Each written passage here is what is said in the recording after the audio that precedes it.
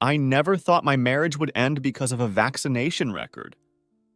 But sometimes the smallest details reveal the biggest betrayals. My name is Mark Davidson, and this is the story of how I discovered my wife's affair through a yellow fever shot, and how I made sure everyone in her world knew exactly what she'd done. It was a Tuesday evening in May when everything changed. I was in our bedroom, packing for our upcoming Colorado ski trip, our 15th anniversary celebration. Emma and I had been planning this for months, a chance to reconnect after the kids had both left for college. I was pulling documents from our filing cabinet, passports, insurance cards, the usual travel necessities, when her vaccination record fluttered to the floor. I bent to pick it up, and that's when I saw it. Updated March 15th, just 2 months ago. Yellow fever, typhoid, hepatitis A. The record showed she'd gotten the shots at Passport Health Travel Clinic, the one just 20 minutes from our house. I stared at the card, a strange feeling creeping up my spine. That's odd, I muttered to myself, studying the card more closely. Emma had told me she was going to Miami for a medical conference that week. Since when did Florida require tropical disease vaccinations? I sat on the edge of our bed, the card trembling slightly in my hands. Something felt wrong. That familiar knot formed in my stomach, the same feeling I'd had a few times over the past year when Emma's stories didn't quite add up. Like when she'd come home from a late meeting smelling like cologne that wasn't mine. Or when she'd been texting constantly during our daughter's graduation dinner, claiming it was work emergencies. Think, Mark, I told myself. There's probably a logical explanation. But the more I thought about it, the less sense it made. I pulled out my phone and did a quick search. Miami vaccination requirements. Nothing. No special vaccines needed for domestic travel to Florida. I searched yellow fever Miami and got results about traveling from Miami to places that required the vaccine, South America, parts of Africa. But nothing about needing it for Miami itself. My hands were steady as I walked to my home office and opened my laptop. 23 years in financial consulting had taught me to follow paper trails, and this particular trail was about to lead somewhere I never expected. I logged into our joint credit card account. Emma and I had always shared finances, complete transparency. We'd agreed when we got married. The irony of that thought wasn't lost on me as I scrolled through the March transactions. There it was. Passport Health Travel Clinic, $340. The same date as her vaccination record. I clicked for details. The charge was local, from the clinic just 20 minutes from our house. She'd gotten the shots here before leaving for her conference. My pulse quickened as I continued scrolling. American Airlines, $487. March 14th. I clicked on the transaction details, something I'd never bothered to do before. My browser redirected to the airline's record lookup. I waited for the page to load, my heart pounding in my chest. The screen loaded, and I felt the air leave my lungs. MIA to PLS. Miami to Providenciales, Turks and Caicos. Not Miami. She'd flown through Miami, to the Caribbean. I pushed back from my desk, my mind racing. The medical conference in Miami had been a complete fabrication. She'd used it as a cover story while vacationing in Turks and Caicos. But why? And with whom? My phone buzzed. A text from Emma. Hey honey, grabbing drinks with Sarah after work. Don't wait up. Love you. I stared at the message. How many other lies had there been? How many drinks with Sarah or late meetings or conference calls? Sarah was her best friend from college, someone I'd known for 20 years. Had she been covering for Emma? Or was she being used as an alibi without her knowledge? I turned back to my laptop, my financial instincts kicking in. If she'd lied about the destination, What else would I find? I started digging deeper into our credit card statements. Hotel charges, restaurant bills, spa treatments, all from that week in March. But the credit card statements only showed the amounts, not the detailed merchant information. Emma and I had shared passwords since the early days of our marriage. No secrets, we'd promised each other. Another bitter irony as I logged into her Gmail account. I felt a twinge of guilt. Was I violating her privacy? But then I remembered the vaccination card, the lies, the deception. I pushed forward. I searched for Turks and Caicos. Nothing. My heart sank a little. Maybe I was wrong. Maybe there was an explanation. Then I searched for Providenciales. Still nothing. She'd been careful. But 20 years of marriage had taught me Emma's habits. She was meticulous about keeping her inbox clean, always moving emails to folders or deleting them. But she had one consistent blind spot. I clicked on All Mail. In Gmail, this folder contains everything, even emails that have been archived or removed from the inbox but not permanently deleted. Emma never remembered it existed. She'd mentioned it once, years ago, complaining about Gmail's interface. Why do they keep emails I've already archived? It's so confusing. I'd tried to explain it to her, but she'd waved me off. Whatever, I'll just ignore that folder. And there they were. Your Beaches Resort reservation confirmation. Guest names, Emma Davidson and Ryan Torres check-in. March 15th. Checkout. March 19th room type. Beachfront Butler Suite, Ryan Torres.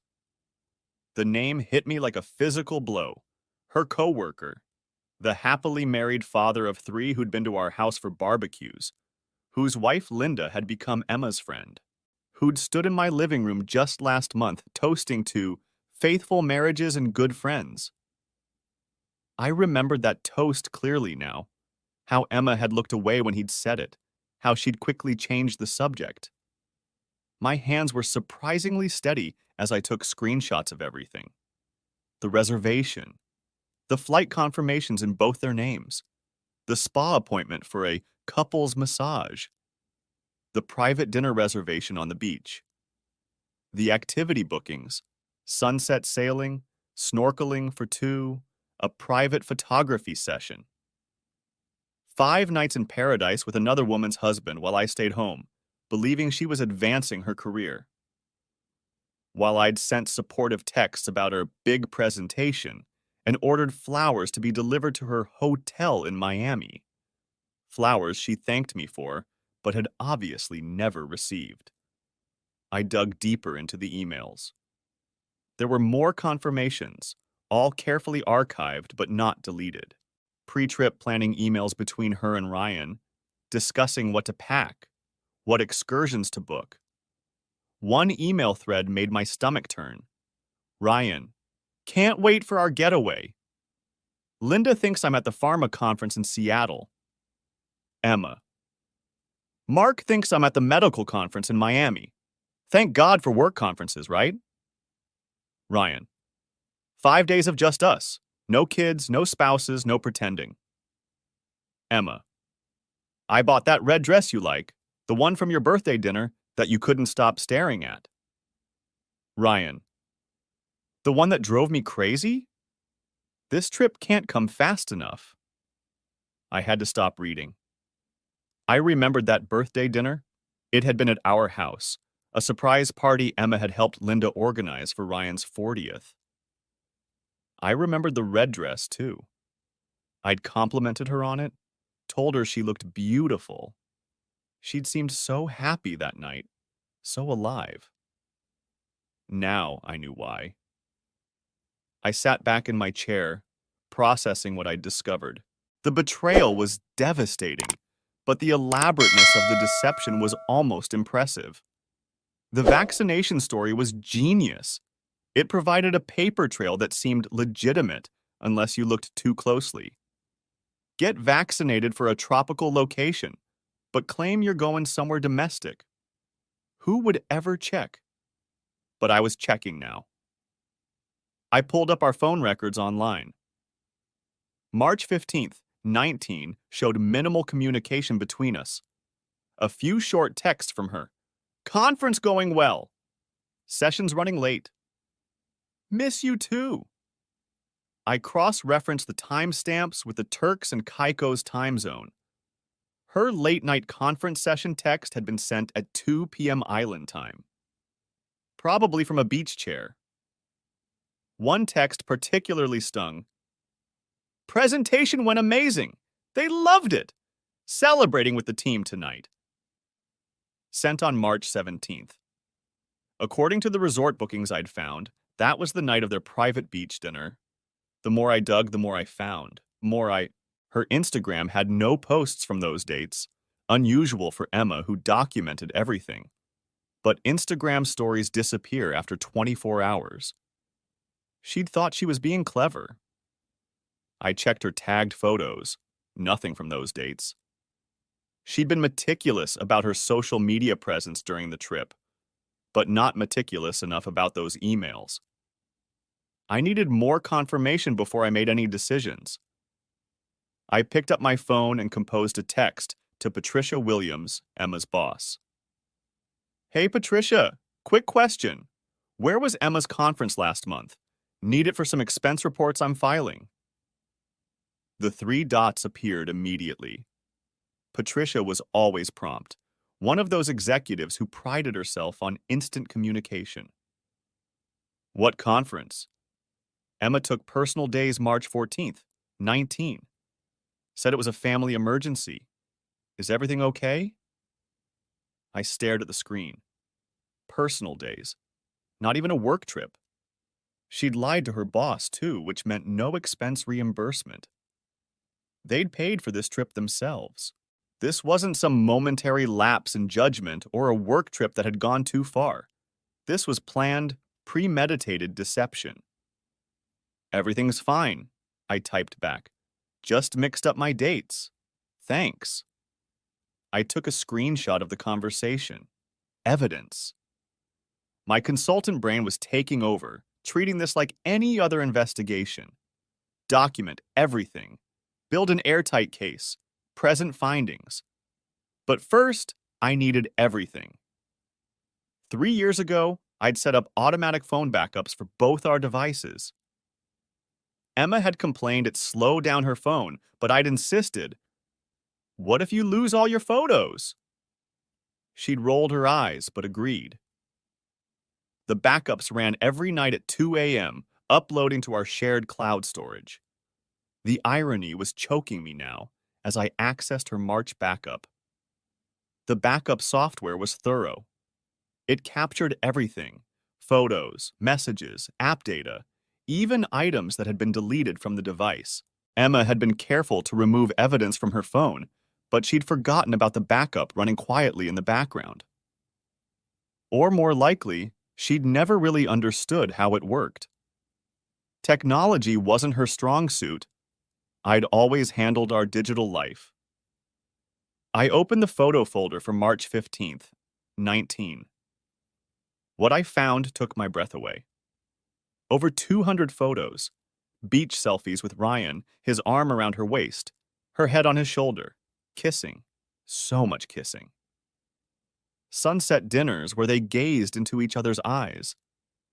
Pool shots where she wore a bikini I'd never seen, a barely there white thing that left little to the imagination. Dancing at what appeared to be a resort club, their bodies pressed together. Kissing on a boat. Kissing on the beach. Kissing in the water. Kissing in what was clearly their hotel room, though those photos were cropped strategically.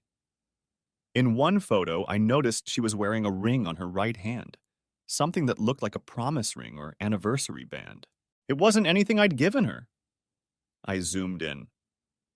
It was a delicate gold band with small diamonds. In another photo, I could see an inscription on the inside. The image wasn't clear enough to read it, but the fact that it existed made my stomach turn. The metadata told its own story. Photos taken throughout each day, from early morning coffee shots to late night beach walks. They hadn't just snuck away for a weekend. They'd lived as a couple for 5 full days. There were photos of room service breakfasts, lazy afternoon naps on beach chairs, champagne toasts at sunset. They documented everything like any couple on a romantic vacation. One series of photos particularly caught my attention. They'd hired a professional photographer for what looked like a couple's session on the beach. Dozens of posed romantic shots, holding hands while walking in the surf, him spinning her around, her jumping into his arms, silhouettes against the sunset. These weren't candid moments of weakness. This was a celebration of their relationship, professionally documented. I created a new folder on my desktop, Evidence. Subfolders, vaccination records, financial records, travel documents, communications, photos. Everything organized, cataloged, time-stamped. My years of analyzing financial fraud had prepared me for this moment, but nothing had prepared me for the pain of seeing my wife look at another man the way she used to look at me, the way she looked at me on our wedding day, on our honeymoon in Hawaii, when our daughters were born, during our anniversary dinners. That look was supposed to be mine, ours, sacred to our marriage. And here it was, given freely to another woman's husband on a beach 3,000 miles away. I found myself going through our old photos, comparing them to these new ones. When had she stopped looking at me that way? When had I become the obligation instead of the choice? In recent photos of us together, family gatherings, holiday cards, social events, her smile seemed forced, her body language distant. How long had I been blind to this? My phone buzzed. Another text from Emma. Sarah's having man troubles, might be late. Don't wait up. Love you. I almost laughed at the cruel irony. Man troubles indeed. I sat in my office until the early hours of the morning, staring at the evidence I'd compiled. The house was quiet. Emma still wasn't home from her drinks with Sarah. Another lie, probably. Everything was a lie now. I wondered if Sarah even knew she was being used as an alibi.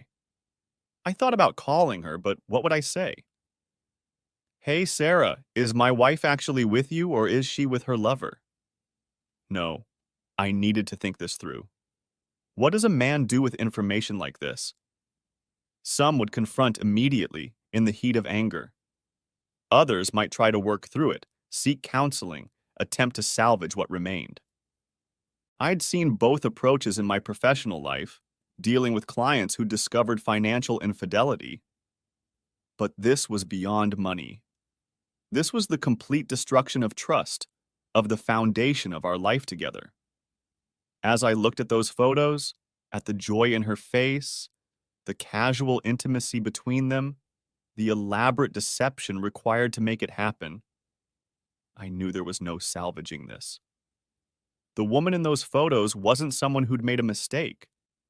She was someone who'd made a choice. Many choices. Calculated, deliberate choices. The vaccination card sat on my desk, almost mocking in its simplicity. Such a small thing to bring down a marriage. But it wasn't really about the card, was it? It was about what the card represented. The willingness to lie, to deceive, to construct an elaborate false reality. If she could lie about this, what else had she lied about?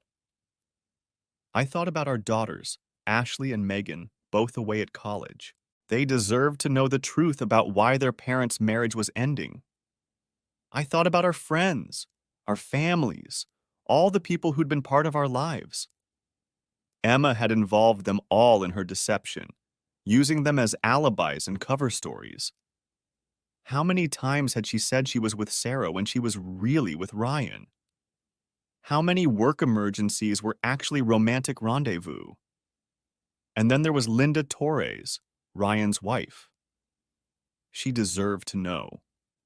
Their 3 kids deserved to have the truth, even if it shattered their family too. I'd met Linda dozens of times.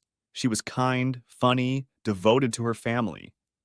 She'd hosted play dates when our kids were young, organized neighborhood barbecues, been a room mother at school. She didn't deserve this. By 3 a.m., I'd made my decision. Emma had chosen to make our private life public by involving everyone in her lies. She'd used our friends, our families, even her workplace as props in her deception. So everyone would learn the truth, all at once. No opportunity for spin or damage control. No chance for her and Ryan to coordinate their stories or delete more evidence. I opened Google Drive and created a new shared folder. Emma's Miami Conference, The Truth. I uploaded everything methodically. The vaccination record went first, the smoking gun that had started it all. Then, the flight records showing the real destination, the hotel confirmation with both their names. Patricia's text confirming Emma had taken personal days, not attended a conference. The email threads planning their trip. And finally, all 237 photos from their Turks and Caicos romance. I added captions to key pieces of evidence. Vaccination card.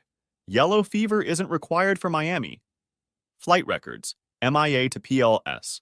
Providenciales, Turks and Caicos. Hotel confirmation. Note both guest names. Boss confirmation.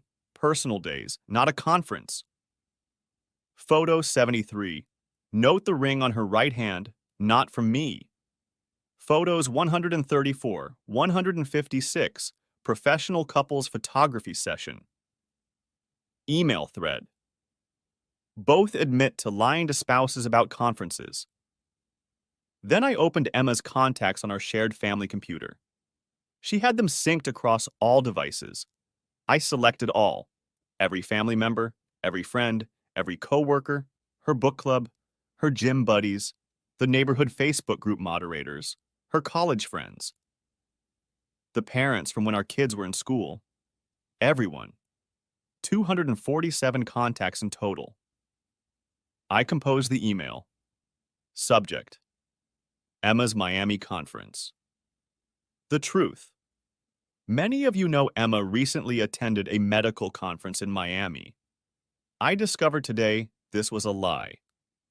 Emma spent 5 days in Turks and Caicos with her coworker Ryan Torres.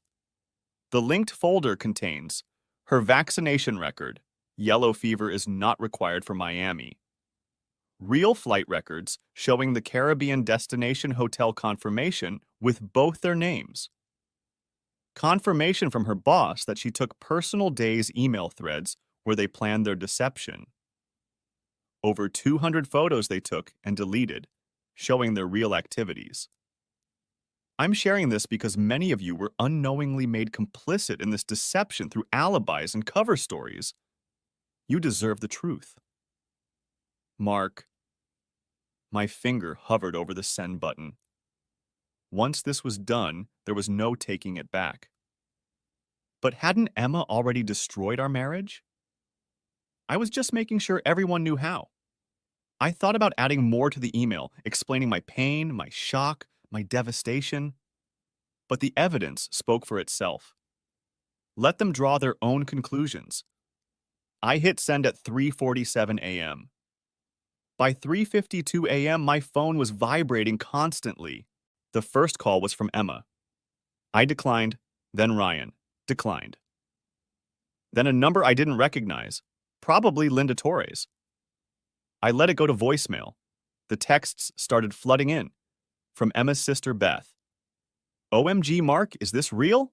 I can't believe this. From our neighbor Joan. I'm so sorry, Mark. I had no idea.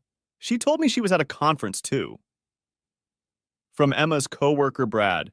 The whole office Slack is going crazy right now. Ryan's getting destroyed in the group chat. From my brother, Tom. Just saw the email. On my way over with beer and support. From Linda Torres. Mark, I'm at their hotel in the photos. The beaches resort. I'm in shock. Call me when you can. From Emma's mother. Mark, what is this? This can't be real. Tell me this is a mistake.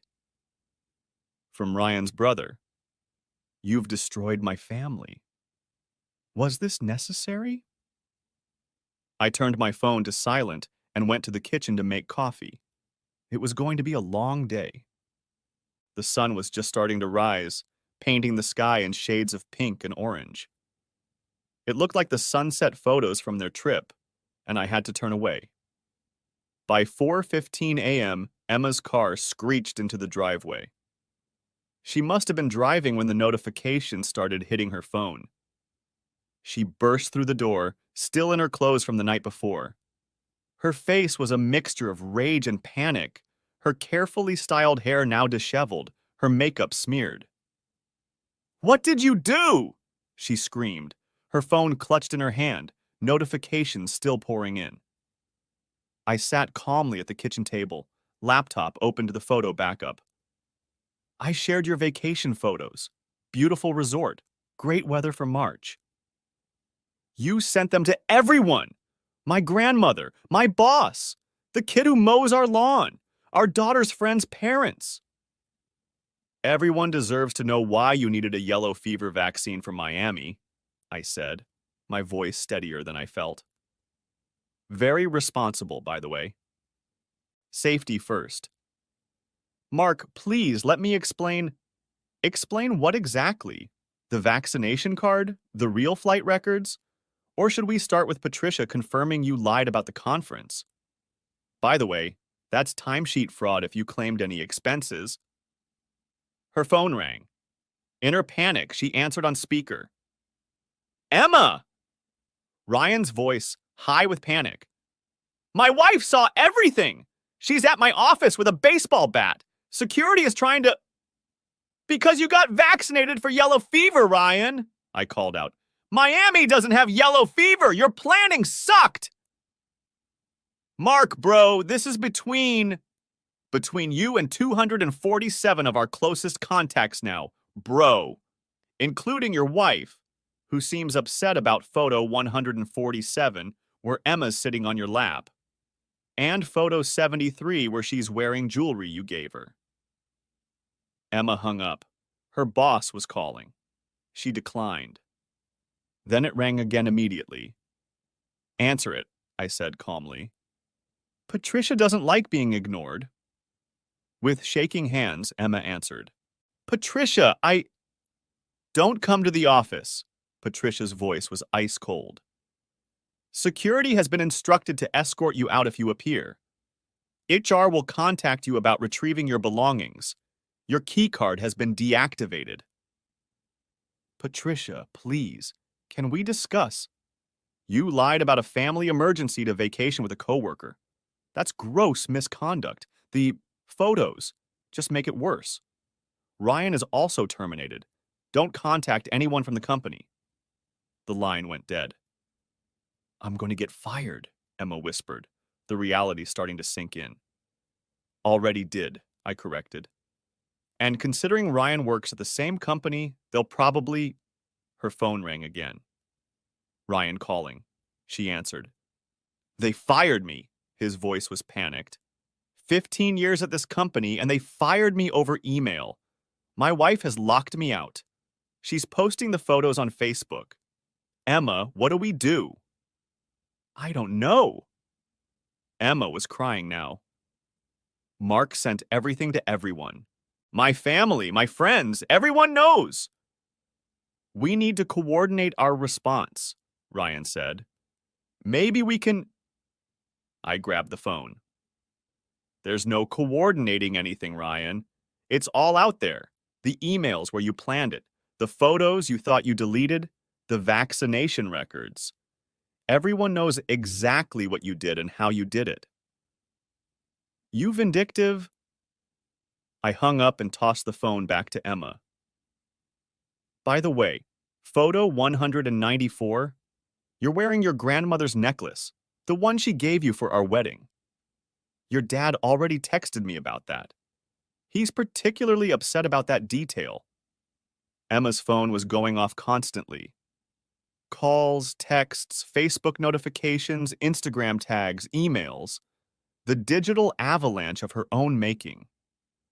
She looked at her screen in horror. They made a hashtag, she said numbly. #vaccination vacation. It's trending locally. Creative, I admitted. Though I prefer the comment thread where your book club is discussing which literary adulteress you most resemble. Margaret compared you to Anna Karenina, but Carol thinks you're more of a Madame Bovary. This isn't funny, Mark. You're right. It's not funny, it's devastating. It's the end of our marriage, our family as we knew it, and apparently both your careers.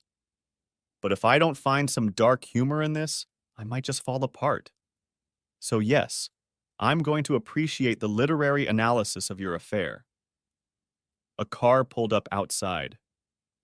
Through the window, I could see it was Emma's sister, Beth, still in her pajamas with a coat thrown over them. Beth's here, I announced.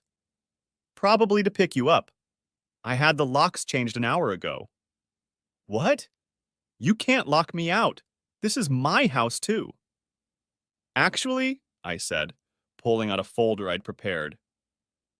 Michigan is an equitable distribution state. Given the documented infidelity and financial fraud, my lawyer is confident about the temporary exclusive occupancy order. But don't worry, I've packed your things. When did you call a lawyer? Between finding your beach photos and hitting send to your grandmother. She's very disappointed, by the way. Left a comment on photo 43 saying she never thought her granddaughter would break her marriage vows. Beth entered without knocking, looking between us with a mixture of anger and disappointment. Emma, what the hell? Beth said. Tell me this is some sick joke. Beth, I can explain. I covered for you, Beth interrupted. When Mark called looking for you that Thursday, I said you were probably in a conference session. I lied to your husband for you. You didn't know. Because you made me an accomplice without my consent. Beth's voice rose. How many other people did you rope into your lies? I didn't mean photo 156, Beth continued, looking at her phone. The professional photo shoot. You hired a photographer to document your affair? Who does that? It was Ryan's idea. Oh, well, that makes it better, Beth said sarcastically. Mark, I'm sorry. I had no idea I was enabling this. It's not your fault, I said. Emma's good at using people. I should know. I believed her for 20 years. More cars were arriving. Emma's parents, my brother, some neighbors. Word was spreading fast in the digital age. Emma looked out the window in panic. Make them leave, she pleaded. They're not here for me, I said. Your support system is here to help you. Although based on the comments in the shared folder, support might not be the right word. Emma's mother entered next, her father close behind. Her mother had clearly been crying.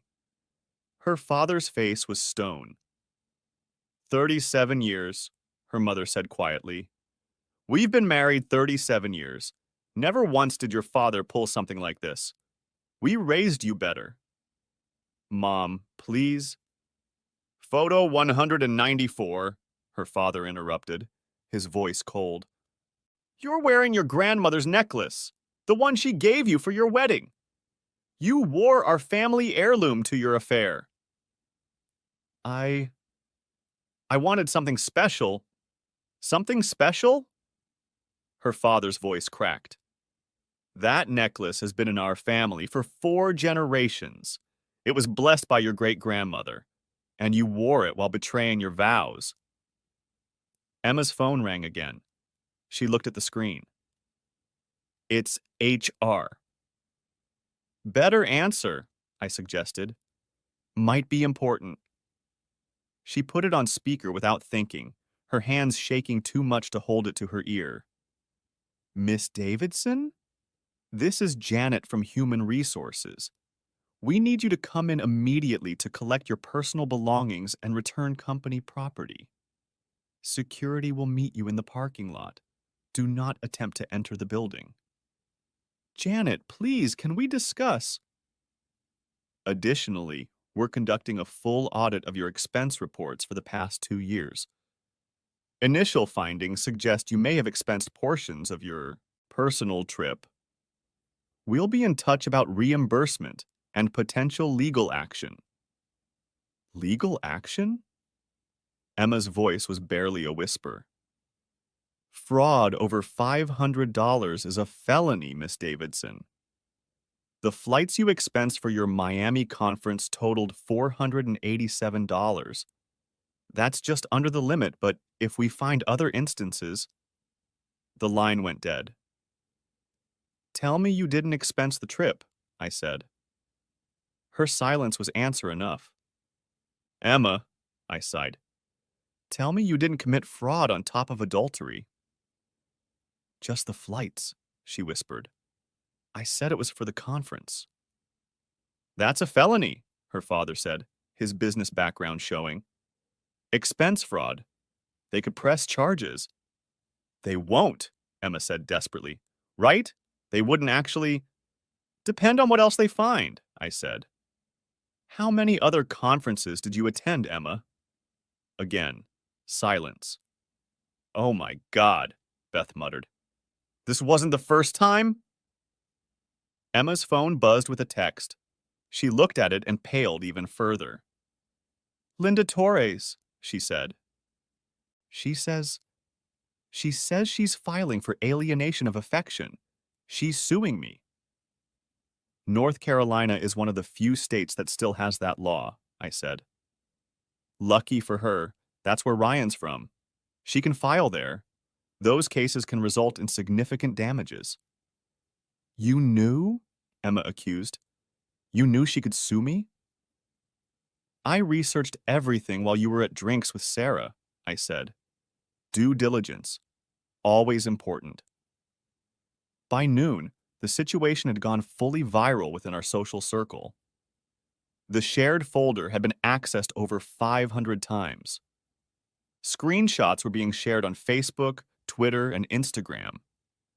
Someone had even created a meme from photo 73, the one where Emma was wearing the mystery ring, captioned, "When your side piece gives you jewelry and you forget to take it off for photos." Local news had picked up the story. Vaccination vacation. Local woman's affair exposed through medical records was trending on Twitter. Someone had leaked it to a gossip blogger who specialized in suburban scandals. Emma sat on the front porch with garbage bags of her belongings, scrolling through her phone in horror. The house was full of people now, my support system, not hers. Her family had left after her mother had broken down crying, saying she needed time to process this betrayal. They're destroying me online, Emma said numbly. Complete strangers are commenting on my photos, calling me things. Natural consequence of it going viral, I said, though I didn't expect it to spread beyond our circle. That was Ryan's brother's doing. He posted it to Reddit. My sister-in-law destroyed my brother's marriage for a beach vacation, has over 10,000 upvotes. Make it stop, she pleaded. I can't. Once something's on the internet, it's forever. You should know that. You work in healthcare communications. Worked, I mean. Ryan's wife, Linda, pulled up in a van. She got out, looking remarkably composed for a woman whose life had also just exploded. She was wearing workout clothes and her hair was in a messy bun, but she carried herself with dignity.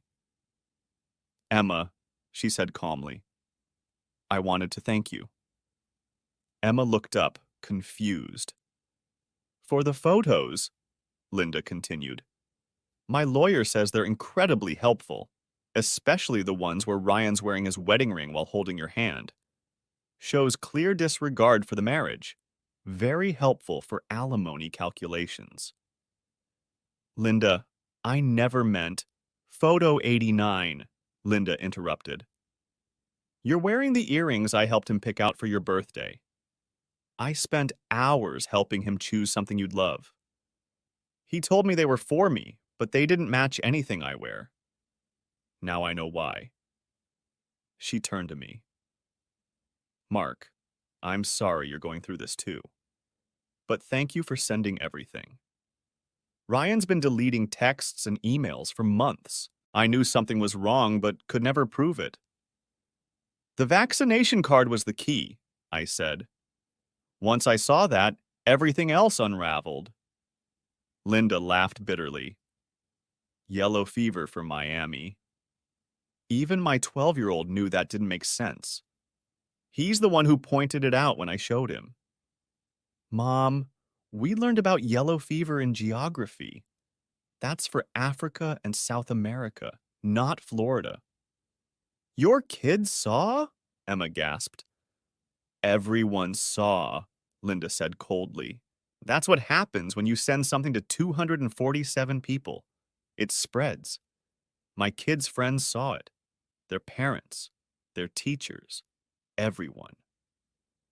I'm sorry, Emma whispered. No, you're not, Linda said. You're sorry you got caught. Photo 134, the professional photographer. You were planning to frame those photos, weren't you? Put them up in your new life together? Emma's silence was confirmation enough. 5 kids between us, Linda continued. 5 kids whose lives you've destroyed for a beach vacation. I hope the tan was worth it. She got back in her van and drove away, leaving Emma sobbing on the porch. My lawyer arrived an hour later with the divorce papers. Emma was served on the front lawn, in full view of the neighbors who had gathered to watch the drama unfold. Some pretended to be gardening or checking their mail, but everyone was watching. Adultery, fraud, alienation of affection, the lawyer listed.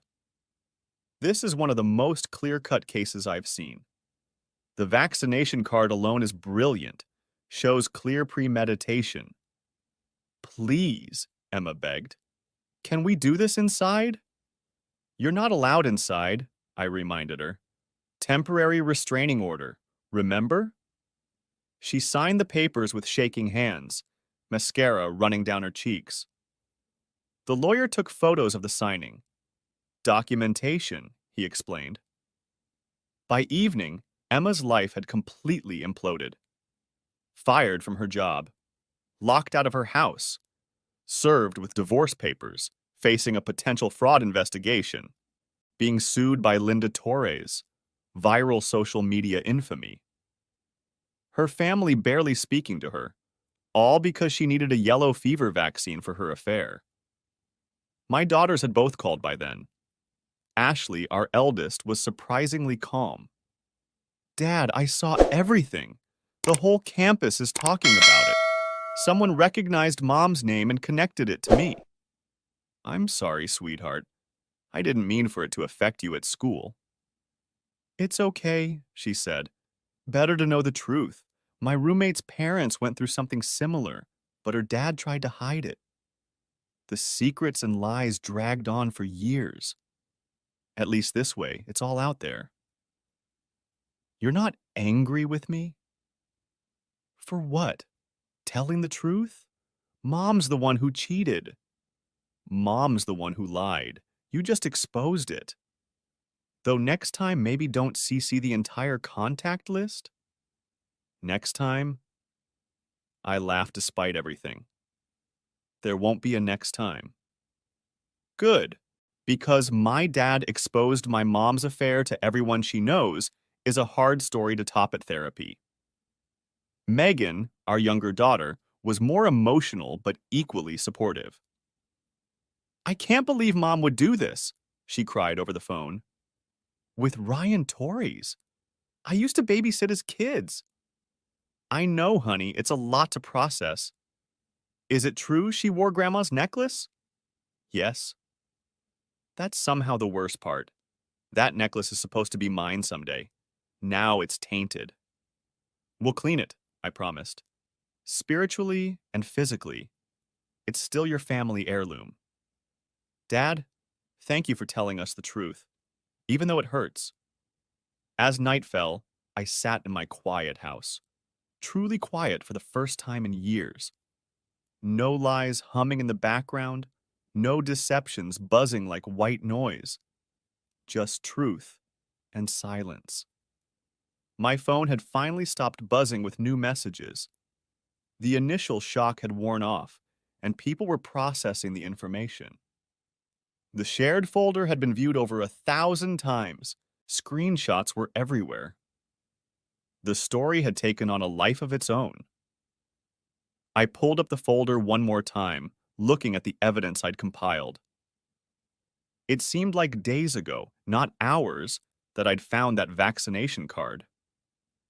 One small yellow card had unraveled 20 years of marriage in less than 12 hours. But it wasn't really the card, was it? The card was just the thread that, when pulled, revealed the entire web of lies. Emma and Ryan had been sloppy, gotten overconfident. The vaccination was their crucial mistake, an unnecessary detail that gave them away. I wondered how long the affair had been going on. The March trip was clearly not their first interaction. The casual intimacy in the photos, the practiced way they moved together, the inside jokes evident in their poses. This was an established relationship. Going back through our credit card statements with new eyes, I could see it now. Charges I'd dismissed. Business trips that aligned with Ryan's travel schedule. Late meetings on the same nights Linda had mentioned Ryan working late. How long had I been blind? My brother Tom arrived with pizza and beer as promised. "How you holding up?" he asked, settling onto the couch. "I'm not sure," I admitted. "It feels surreal. This morning I was married. Tonight I'm not. This morning Emma was a respected healthcare executive. Tonight she's a viral meme." "The vaccination thing is already legendary," Tom said. "My buddy at the gym was talking about it. He doesn't even know you guys. Someone should make it a cautionary tale for cheaters. Always check your vaccine requirements." "Or just don't cheat," I suggested. "That too. But if you're going to be stupid enough to cheat, at least be smart about it. Vaccinations for Miami? That's next level dumb." We sat in silence for a while, drinking beer and processing the day. "You know what the craziest part is?" I said eventually. "I'm relieved. Under all the anger and hurt and humiliation, I'm actually relieved. No more wondering why she seemed distant. No more questioning if I was imagining things. No more gaslighting." "When did you first suspect?" Tom asked. "Maybe 6 months ago? Little things. She was protective of her phone, working late more often, less interested in us. But every time I brought it up, she made me feel crazy for questioning her." "Gaslighting," Tom nodded. "Classic cheater behavior. She was good at it too. Had me convinced I was being paranoid. Even went to couples counseling where she talked about my trust issues and controlling behavior. The therapist had me working on being less suspicious. While she was planning beach vacations with another man." "Exactly. Though I bet she didn't mention that in therapy." We ordered more beer. Friends stopped by throughout the evening, some to offer support, others just to hear the story firsthand. By midnight, my living room looked like a support group meeting. "The photos are what get me," said my friend Steve. "Who takes that many photos of their affair?" "People who think they won't get caught," suggested another friend, Mike. "They were living in a fantasy." "An expensive fantasy," I added. "That resort is $500 a night minimum, plus flights, food, activities. They dropped at least $5,000 on that trip." "While you were home saving for retirement." Tom shook his head. Did she use joint funds? Separate credit card, but yes, money that should have gone to our joint savings. Another thing for the lawyers to sort out. The conversation turned to other affairs everyone knew about, other marriages that had imploded. But none had the dramatic documentation of mine. The vaccination card was already becoming legendary, the small detail that exposed everything. It's like she wanted to get caught, Mike suggested. Nobody's that careless unless they want to be discovered. Maybe subconsciously, I mused. Or maybe she just thought I was too trusting to ever check. 20 years of being the supportive husband who never questioned anything.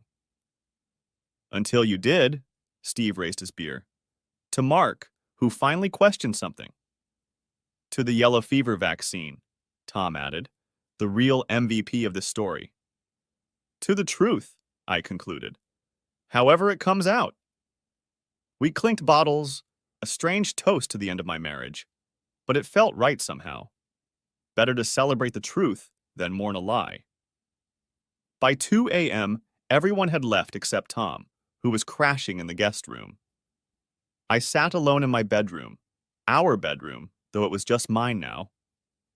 Emma's things were gone, packed in the garbage bag she'd taken. The closet looked empty with just my clothes. The bathroom counter seemed sparse without her arsenal of skincare products, but the air felt cleaner somehow.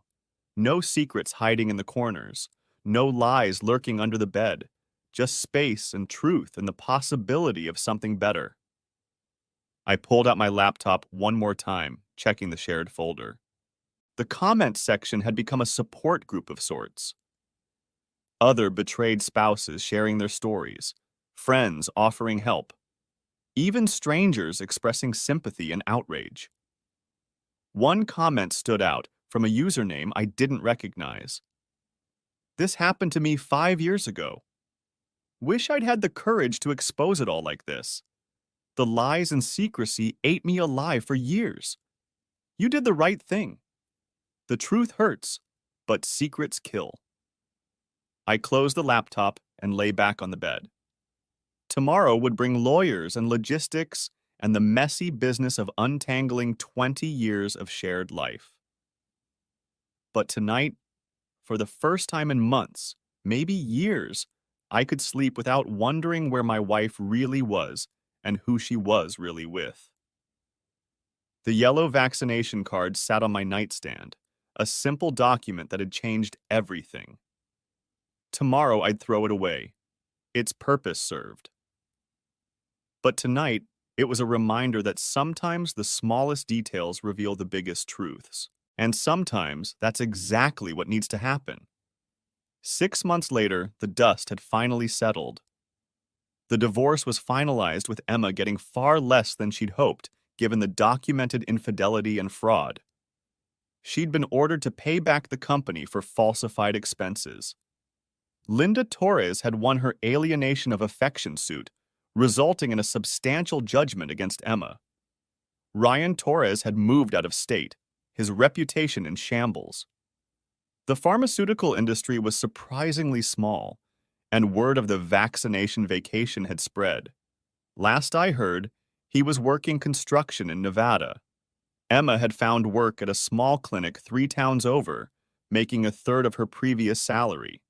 She'd had to sell her car to pay legal fees and was living in a studio apartment.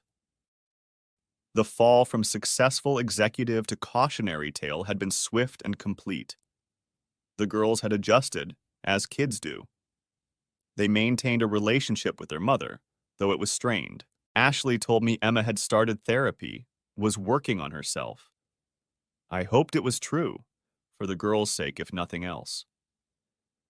She asked about you, Ashley said during one of our calls. Wanted to know if you're happy. What did you tell her? The truth. That you're doing better than anyone expected. That Amy is good for you. That you smile more now than you did the last few years of the marriage. Amy. I'd met her at the grocery store of all places, reaching for the same bunch of bananas. She was a cardiac nurse at the local hospital who'd heard about the vaccination vacation before we met. It's legendary in the medical community, she'd told me on our first date. We use it as a cautionary tale. One of the doctors even added a slide about it to his travel medicine presentation. Always verify your destination before vaccination. We'd been dating for 4 months now, taking things slow. She understood my trust issues, knew why I sometimes asked one too many questions about her plans. She was patient with my healing. For what it's worth, she'd said recently, I think you handled it perfectly. No violence, no screaming, no drawn-out drama. Just truth, delivered efficiently to everyone who deserved to know. The support group I'd started had grown to over 30 regular members. We met weekly in the community center, sharing stories and strategies for healing. Linda Torres was my co-facilitator. Someone asked me if Ryan and I are getting back together, she'd announced at last week's meeting. I said sure, right after I get yellow fever, typhoid, and hepatitis A vaccines. For safety. The group had laughed. We'd all learned to find humor where we could. The vaccination vacation had become something of an urban legend. I regularly received messages from strangers who'd heard the story, thanking me for the courage to expose the truth. Some shared their own stories of discovery and betrayal. Others asked for advice on how to investigate suspected affairs. Check everything, I always told them. Credit cards, phone records, social media. But especially check the small things that seem wrong. Trust your instincts. If something feels off, it probably is. But the real legacy of the yellow card wasn't about catching cheaters. It was about the power of truth however it reveals itself. About the importance of not letting lies fester in the dark. About the courage to bring secrets into the light, even when it burns. My life now was smaller in some ways than the one I'd had before. The house was gone, sold in the divorce. The social circle had shifted, divided between those who supported truth and those who preferred comfortable lies. The future I'd planned with Emma had evaporated like morning mist. But what remained was solid. Real. Built on truth rather than deception. My relationships were honest. My life was authentic. My peace of mind was intact.